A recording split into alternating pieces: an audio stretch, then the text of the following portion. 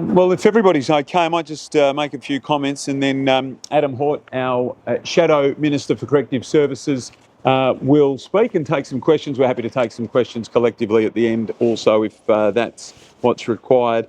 So I'll just begin by saying we've seen another report released by the Inspector of Custodial Services which suggests that the Hakea prison system is in need of urgent attention. And we have to ask the question, at what point will the state government start to heed the warning signs that are now very, very evident? Remember, when we talk about prison overcrowding, we're talking about prisoners who are sleeping on floors, who are in multiple prisoners in cramped conditions and in cells together. And we understand that those people are in there for a reason. But nonetheless, in Western Australia, we expect a certain standard, even for those who are behind bars. And remember, when the conditions present in this way, that means these prisoners are not being properly rehabilitated. If they're not being properly rehabilitated and properly cared for inside prison, it puts the prison guards' safety at risk. That is a very serious issue for those men and women who put their own lives on the line to keep us safe by keeping the people inside in an orderly fashion. And of course, then if they are not rehabilitated, we expect for them to go into prison, undertake the necessary rehabilitation, have the benefit of that rehabilitation, and then come out as better people, improved people, rehabilitated people. Therefore, our community is kept safer. And I think it is also reasonable to ask the question, if we have chronic overcrowding at Hakea Prison, whether directly or indirectly, what is the impact on magistrates, judges and the like when it comes time to sentencing? And the question can reasonably be asked, is there any impact directly or indirectly? And could it be that some people, some prisoners who should be behind bars are not getting custodial sentences because of this overcrowding? So there's a number of issues here that need to be addressed. It is very clear the proper planning has not gone into this area, into the custodial arrangements for those people, those members of our community who need to be behind bars for the community's safety and for their own rehabilitation. And I'll finish by saying all of this at a time when this government continues to be obsessed by pet projects. And there's no need for me to tell any of you or to highlight again, a racetrack is currently on the books for this state government being planned and ultimately going to be built for a racetrack, a facility that there is no demand for, and at a price tag of $217.5 million, which we now know from the Treasurer herself at estimates is only an estimate based on draft planning documents. In other words, this state government actually has no idea what this racetrack ultimately is going to cost. And what are we missing out on? What is the community and what is the state of Western Australia missing out on in the meantime? We know about our health situation, we know about the chronic overcrowding in our primary schools, and we now know from the inspector himself about the chronic overcrowding in Hakea Prison. It is time for the proper planning and proper allocation of funds from this state government to this very important area in our community. I'll invite Adam to say a few words, and if there are any questions, I'm happy to take them afterwards. Yeah, thank you, Basil, and thank you everyone for coming here today. This report from the independent watchdog is a damning indictment on this government and their priorities. This is a prison system in crisis. Now, they're not my words. They're the words from the independent watchdog, who has been keeping a very close eye on Hakea Prison, and today has issued a report stating that there have only been marginal improvements in Hakea prisons since the independent watchdog issued a show cause notice to this government, to Minister Papalia, stating there needed to be drastic changes at Hakea Prison to ensure that the prison conducted its business appropriately. Now, that is a prison that rehabilitates the people that find themselves there. The people are going in, these prisoners are going into this prison and coming out better at the other end. Rehabilitation can occur. Instead, we have overcrowding. We have some prison cells that were built for one person, now with 3 and we're now hearing reports of occasionally 4 people in those prison cells, people sleeping on mattresses on the floor. Now, this report that was released today has a number of really important recommendations, and these are basic things. People having access to a shower, people having access to clean clothes. There was a show cause notice in May last year, and it isn't apparent to me that anything has been done by this government to improve the state of Hakea Prison. Let's take this one step further though, because the report includes in it that this is a system in crisis. We have a number of prisons right across Western Australia that are overcrowded.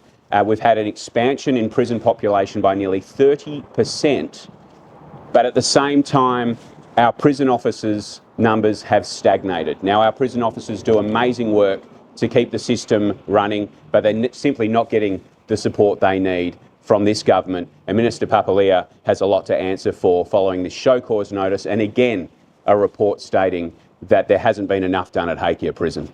Happy to take questions. It's fairly evident that planning for the racetrack, for what it's worth, is far more advanced in the mind of the government than planning for prison reform or prison accommodation. That is very apparent. Yeah, we have a clear plan, it would appear, from the government about the racetrack, but at the same time, there's no money at all set aside for expansion of prison services. There's no money set aside that we can see for a future in the prison system or any kind of rehabilitation focus and the like. Instead, we've seen a little bit of money for planning, but nothing actually for works on the ground. It's a matter of priorities, isn't it? Absolutely, this is a matter of priorities. What the people of Western Australia expect is that government gets the basics right before it pursues pet projects. And putting bad people in prison and ensuring that once they come out, they're better than when they went in is one of the most basic things that government can do. And it appears to even be failing that because its priorities simply aren't right. Do you think, apart from Burswood being a pet project, that the government relies on probably what is the fact that the public really don't care too much about prisoners and prison conditions because they think that everyone who's in prison deserves to be there? Let's be really clear that prison isn't in place for people to have a good time. It's meant to be hard, it's not meant to be easy, and most of the people that find themselves there, particularly in our most of the prisons, are convicted criminals. Now, some are on remand and haven't been convicted, they're waiting for their day in court for their justice. Prison isn't meant to be easy. But what the community does expect is that when somebody goes in, that they come out better off. Not that they're locked away for extended periods of time, not that they don't have access to a shower or clean clothes, not that there's issues with pests and vermin in the prison. There is a basic role that people expect, and I think the reason we're not seeing a lot more attention on this is because people expect that the government's doing that very, very basic role. The report today goes to show that that's not happening. It's not happening across the system, and in particular, it's not happening at Hakea Prison, which is why they've been given a show cause notice. What are we now? 14, 16, 17 months later, we're not seeing any action. This morning, the Treasurer was asked about a new prison, alluded to there's planning underway for a new prison, and then when pushed on it, sort of backtracked and said, one of the things we're looking at is the expansion of Casuarina. Would you like to see more clarity around the planning for new prisons and facilities? We need to see a plan. There are experts employed by the government to look at just this. We need to see what that plan is, because it's not as simple as just more prisons and prison beds. That appears to be a really important part of the mix, but we need to look at rates of recidivism. What rehabilitation is available in the community, and how do we, once someone's out of prison, keep them out of prison by supporting them to be the best person they can be and to keep our community safe. What does the government need to do today to start solving this? What's the first? The government needs to come out with their plan. What is the plan for corrective services in Western Australia? How are they going to address these damning findings in the independent watchdog's report? How are they going to do it? We're no clearer today than we were 14 months ago when they were issued a show cause notice stating, what are you going to do to fix this? The inquiry has a number of very simple recommendations that need to be carried out, and we're not seeing any traction on the ground at all. I don't want to take away from the amazing work that prison officers do day in, day out under a system in immense pressure. They've seen nearly a 30% increase in prisoners Meanwhile, their FTE, their employment numbers have essentially stagnated. Let's have one for the opposition leader. Just on Burswood, it was put directly to the acting premier today about whether there is a cap. Is there anything that they wouldn't spend to get the Burswood project finished? And she was not just evasive; she just refused to answer. Yeah, well, the people of Western Australia deserve an answer. We know the problems in health, we know the problems in education, we know the problems in corrective services. We know where money needs to be spent, and we know where West Australians would prioritise that money being spent. It is not on a racetrack. Nonetheless, this government have said they're going to build a racetrack at Burswood, and they told us in their pre-election commitment that it would cost $217.5 million. We now know through the estimates process that figure is a guess. So my question to the Treasurer and the Premier is, at what price will you say it is too much money to be spending on a racetrack? Will that be $250 million or $300 million or $350 million or $400 million plus? At what number will you say this is too much money to be spending on building a racetrack? We're not going to spend West Australian taxpayers' money in that way. And the people of Western Australia deserve an answer to that straight question. And I'm disappointed that when asked those straight questions this morning, the Treasurer couldn't give straight answers. Well, I mean, they at least deserve a business plan, don't they? Which she won't get, which she says once that's completed will go to Infrastructure WA. Well, I'm pleased to hear that now, after we brought to the Treasurer's attention in estimates that it wasn't slated to go to Infrastructure WA, as is required by regulation, that every project over $100 million goes to Infrastructure WA. It seemed a little non-committal, but I'm pleased to hear there is now a commitment that it will go to Infrastructure WA, as it should, with a proper business case. But what is that business case going to tell us? How much is this project actually going to cost?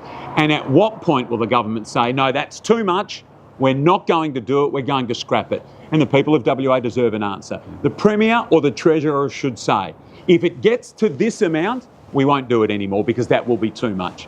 If the business case do stack up, do you think the higher price tag will be worth it? Well, I am led to believe that this is somehow part of the economic diversification strategy of this state government. I'm yet to be convinced on that, but let's see what the business case says. Is it responsible for a government to put a maximum price on a project? Because doesn't that just open it up to whoever's doing the work? What's responsible of a state government is when they commit to a project that has lukewarm community appetite at absolute best, they tell us what it is going to cost. And they told us pre-election it would be $217.5 million. They've told us post-election, actually, we're not sure what it's going to cost. That was a guess. We need to know. We need to know what it's going to cost. Because as you know, health, education, corrective services and many other areas in our community need urgent injections of government money, and they're not getting it because of these pet projects taking priority. Thank you very much. Thanks everyone. We'll let you all out of the rain.